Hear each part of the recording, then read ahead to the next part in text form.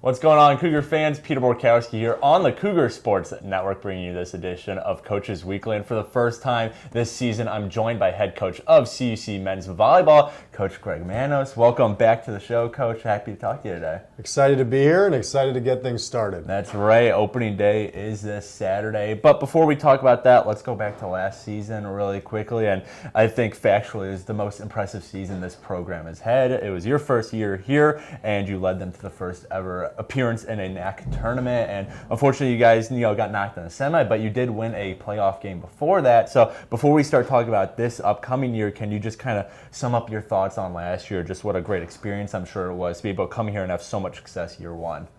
It was an awesome experience just to have such an open welcome here from the school and the players and just the whole dynamic of the community. And to have that much success just in year one, I mean, with the timing and everything, we just kind of hit the preseason and started running. Right. So not having a full off season, learning a new system, a new language, all that has a learning curve. And for that group to incorporate it, to rock it, to, again, go farther than the program had ever gone before and earn a lot of accolades because of it, it was a great sign off to that senior class to prove how much they earned, how much honors they needed to be recognized for. And it's nice when they came back for that alumni weekend recently to have that come full circle. So it was a just really heartwarming experience for year one. Definitely. And speaking for you personally, I mean, you're heading into year two here, and I know you kind of, like you said, you got here last year and it was like immediately you guys are off to the races. So, I mean, what are some of the other differences you've noticed between, when you were here last year, your first season here, into going into year two? What are some of the differences you've noticed in, yourself, just your comfortability around the school, anything like that, again, now that you've had a year under your belt?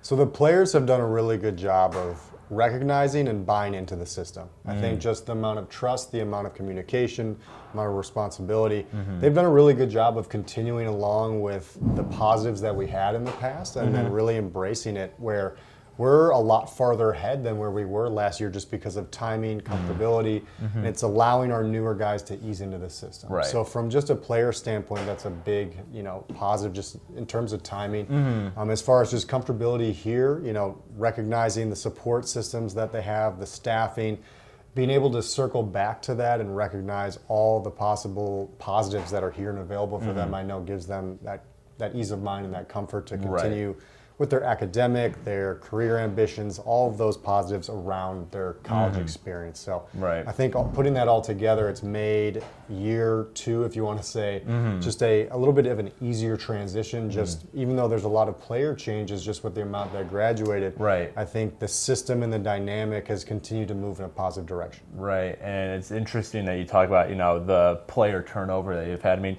three of the biggest contributors last year have unfortunately graduated. They move on. Luke Vozenelik, Tyler Hullebeck, and then Colby Campbell. Those were your lead kill getters, your lead blocker, whatever it be. They've graduated. They've moved on to, bigger things now.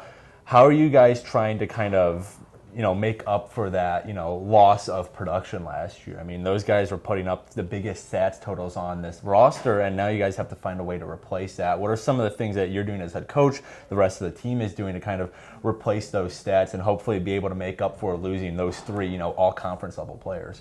Yeah, so the three of them were very strong front row players, obviously. So whether it was their scoring or their blocking ability, recognizing that other parts of our game had to improve. Our serve receive, our backcourt defense has been a big focus in having a larger number of returners in those spots. You've been able to see that player improvement be very successful. So I think that dynamic will be more, but they're also going to have to carry on more responsibility. So we're going to have to be more balanced as a group. I think offensively, last year we kind of had a 1-2 that was a really nice and effective spread. Versus this year, we have to be more even. We have to pick at teams in different ways. Everybody's getting their share. Exactly. We're just going to have to be a little bit more methodical, which I think going into another year, a full development, we can do that. But again, all the other pieces around it just have to be a little bit smoother and a little bit calmer in order to allow us to be successful at that. Right. And kind of talking about, just continuing improvement, what are some of the biggest improvements that you want to see this year from last year? Obviously, a lot did go well last year, but, I'm sure as head coach, as any athlete can tell you, there's always things to work upon. So what are you really wanting to see here in your next season in terms of on-the-court production? Like you said, maybe it's a more well-balanced attack, maybe it's something defensively, offensively, whatever it may be. What from last year are you really wanting to springboard off of and improve upon greatly in this next season? Our biggest focus focus, quite frankly, has been serve and pass. I think if you ask anyone, that's the start of any volleyball conversation. But last year, our blocking was so effective that our serving strategy was pretty conservative. We were able to pass as well pretty conservative because it allowed us to excel in the strengths of our game. Versus this year, it just has to be more aggressive. Our serving game, we have to get more aces. Versus last year, we were focused on being more methodical with serving and scheming our blocks. But this year, just being more precise, more aggressive, and more consistent in those areas is a must, considering the changing of the guard here. Right. And staying on that topic, you do have a couple key returners. David Vales is coming back. Eli Mosher had a fantastic freshman season. He's back. But on the whole, this is a young team filled with players who either haven't had a ton of extended playing time in their career so far, or just freshmen. This is their first collegiate year.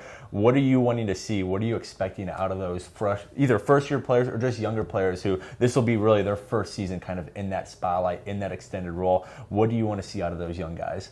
So we've had a couple team meetings just kind of going through what this season meant to us, what our goals are, and what our ambitions are going to be. And that continual improvement, Kaizen is the word that we've used, that signifies to them just ever growing, ever proceeding here. And for us, that has to be the main goal, because we are required to have our freshmen be successful for us to be successful.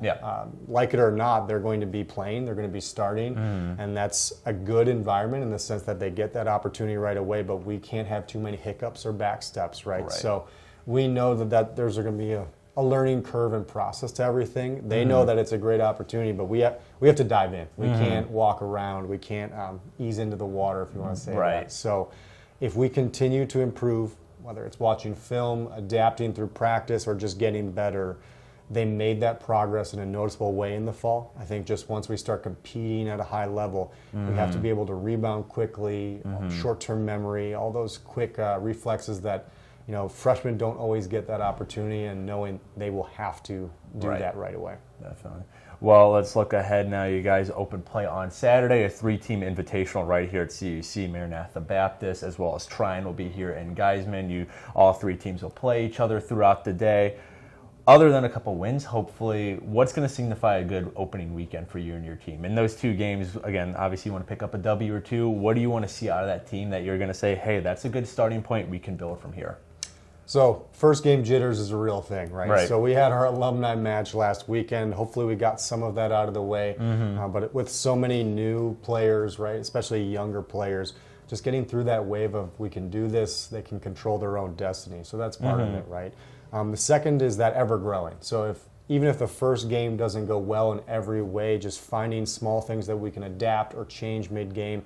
So that adversity and being able to change on the spot is a big part of it. And then the third thing is just playing with a chip on our shoulder, right? Knowing that we are going to be the youngest team a majority of the time in our matchups. And being able to just run with it rather than use that as hesitation. Be a hindrance. I think those 3 aspects are a mindset we have to embrace throughout the season to make sure that we're, again, continuing to move in a positive direction. Definitely. And last thing here, Coach, kind of springboarding off of that, I mean, one of the jobs of head coaches is to build an identity for his or her team. There's something that their team can rally around, culture-wise, philosophically. What do you really want that identity to be for your team this year? When people think of this year's iteration of the men's volleyball team, what do you really want them to think of? So the guys on the roster now know what they want, and they know what they have to do in order to get there. So whether it's film, extra reps, taking the time to take care of themselves, we are a new group, and we are excited to get better. So I think for us, recognizing that where we are now, we are in a good spot in terms of our development between the fall and preseason, but knowing that this is a group that's going to just continue to push forward. I have no doubt about that. Definitely. And it might take some time with some of the newer concepts and connecting and things like that, but I have no doubt that where we are today versus by the end of the season, we're going to be continuing to move forward and in big steps. I have no doubt about that. No, hopefully that is the CUC men's volleyball. They start their season right here in Geisman Gymnasium this Saturday. They'll play Maranatha Baptist at 10:30 in the morning and then conclude the day with a game against Trine at 3 p.m. Coverage for both those games can be found at our website, cucougars.com, and the live stream on our YouTube page, CUC Sports. Coach Manos, thanks for joining me today. Good luck this Saturday. I'm looking forward to talking to you again same time next week. But until then, this is Peter Borkowski signing off of the Cougar Sports Network and wanting to say, as always, go Cougars!